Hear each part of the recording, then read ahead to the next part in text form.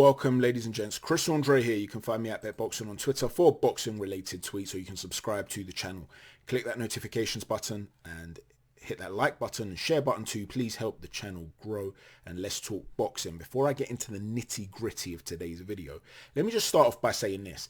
I believe that both Anthony Joshua and Tyson Fury are certified Hall of Fame heavyweights. They are great fighters. I don't believe either guy is afraid of the other. I believe they're both brave heavyweights willing to take on all challenges. I don't believe that either man would be stupid enough to bypass the incredible, epic amount of money that we're talking about here because they somehow are worried about losing this fight. I need to make that very clear. But there's been a statement from Bob Arum in an interview with The Telegraph where he said it will take months for the Saudis to do their due diligence on such a huge deal. It's not just the site fee, there are ancillary demands from the Saudis stretching to the broadcasting deals and other things, and it could take months for it all to play out. It could even take until 2022 the way it looks right now. The fight in July or August is dead in the water as far as we're concerned. The two fighters need to go and have other fights this summer while the negotiations for the fight in the Middle East conclude. Now, I have absolutely no doubt to reiterate that both these sets of fighters and teams want the fight, particularly the promoters. It would be madness for the promoters not to want a cut of this huge amount of money. What do they care? They're not ones getting in the ring. They're precisely in the business for making big money fights that are going to affect their legacies as promoters. This is precisely what they want. In terms of the fighters themselves, there's talk of 100 million each pound sterling for the first fight and even more for the second fight. Even if it was repeated that amount, you're talking about 200 million. Guys, come on now. You would fight one of these two guys for 200 million, let alone them with their physical prowess and their skills and stuff like that. You wouldn't be afraid, and even if you were, you'd still get in a ring and do it. They're certainly not going to be afraid or reluctant or, not do it, to actually not cross that line, that barrier, and get into the ring. They've been doing this for a large portion of their lives. It's where they feel most at home. It's where they excel. They're not afraid of each other. So this idea, because this thing has gone, swept social media now. Oh, I knew Tyson Fury would try and duck Anthony Joshua. Don't be silly. They're not that stupid. They're not ducking anyone. But let's actually consider what's being said here. It seems like the Saudis, according to Bob, that they're making additional demands that are stretching into broadcasting deals and, quote, other things. Now, we don't know what else they're demanding, but these things, and he's talking about them taking their time to do their due diligence. It seems like the ball's in their court and maybe they're making additional demands. Now, let me give you, because I know that, a lot of people are saying, well, look, and Eddie Hearn himself has said this, well, look, they've left it all to me. I'm the one that's doing it. They're more than welcome to take over. It's not as straightforward as that, though, is it? And it doesn't matter whether you're an Eddie Hearn fan or a Warren fan or an Arum fan. Personally, I've never been a fan of any promoter. I don't dislike any of them, but I'm a fan of boxing. I'm a fan of the athletes. I've never understood people that affiliate with promoters. So the point is, I'm willing to criticize and to praise not just every fighter, but every promoter in the same possible way. So Eddie Hearn has taken it upon himself. Now, why has that happened? This isn't because he's doing everybody a favor, because the others are lazy. I've heard a lot of people talk about, oh, Arum's old and Warren's old. What are you guys talking about, man? Like, they're active promoters. Yes, they're old, okay, but Arum's got other people that will do the running around for him. Don't for 1 minute think Bob Arum's a one-man show, and if he can't get out of bed in the morning because he's got, I don't know, creaky knees or something, that a fight's not going to happen. As far as I know, his son's second in command in the company and stuff like that. Frank's obviously got Francis Warren. These are active big players in the game. All right, don't get it twisted. They're active. They know what they're doing out there.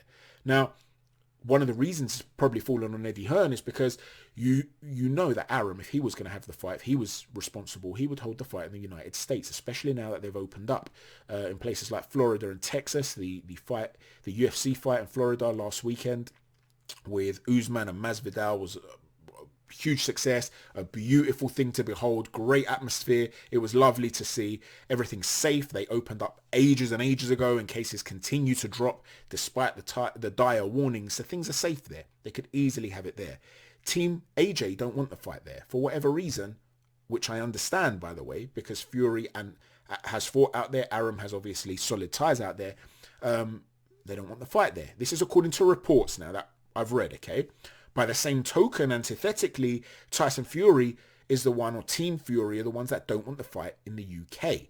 Sadiq Khan, apparently, the London mayor, had made some sort of offer, which was not considered a great offer by Eddie Hearn, partly because they cannot open up their stadiums. They cannot fill up the stadiums with fans. So as a result, according to the Furies, it doesn't make financial sense. And this is something that Eddie Hearn himself seems to be in agreement with. But it looks like, in other words, Team AJ didn't want the US, Team Fury didn't want the UK.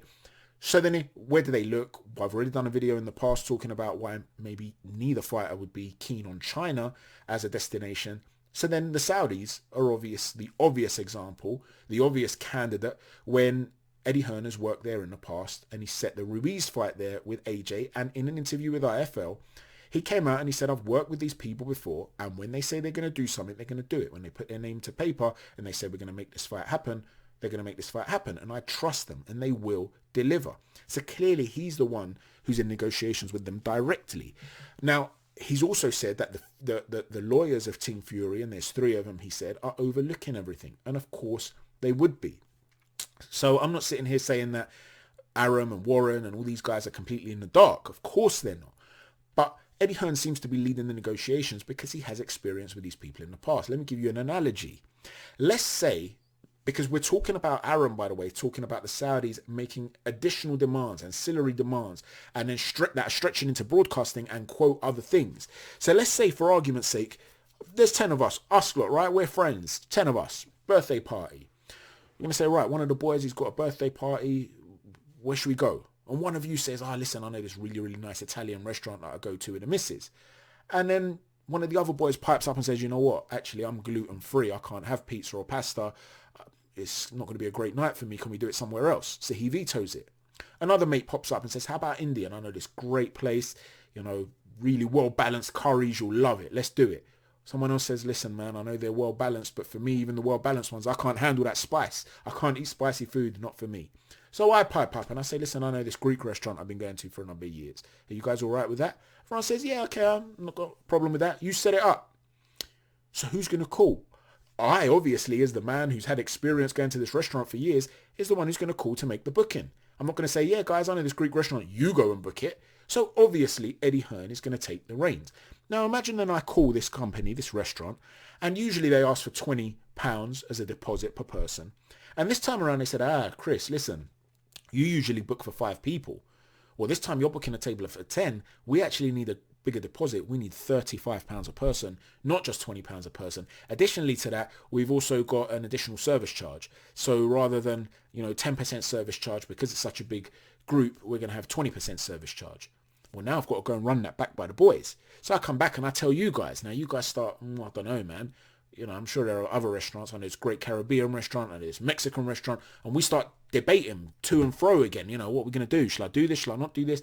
You guys tell me, listen, just try and bring them down a little bit. We don't want to give £35 deposit and 20% service charge. Try and bring them down a little bit.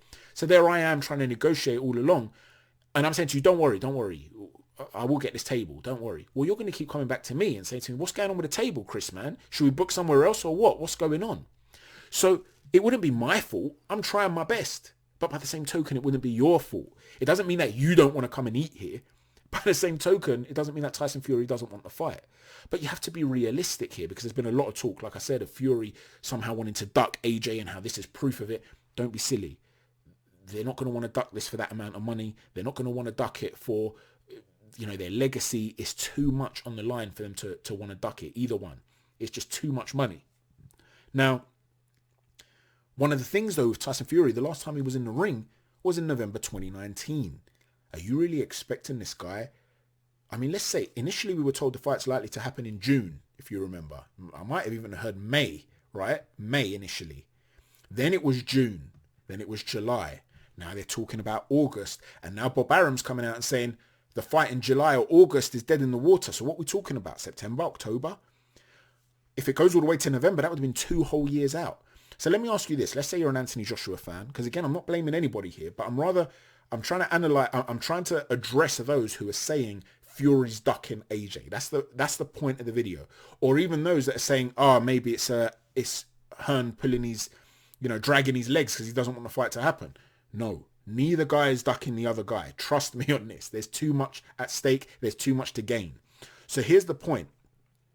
Imagine you are an Anthony Joshua fan, an Eddie Hearn fan, and you are hired tomorrow by Team Fury. They're going to give you a 6-figure salary. All of a sudden, your allegiances change. You've got yourself a professional job now.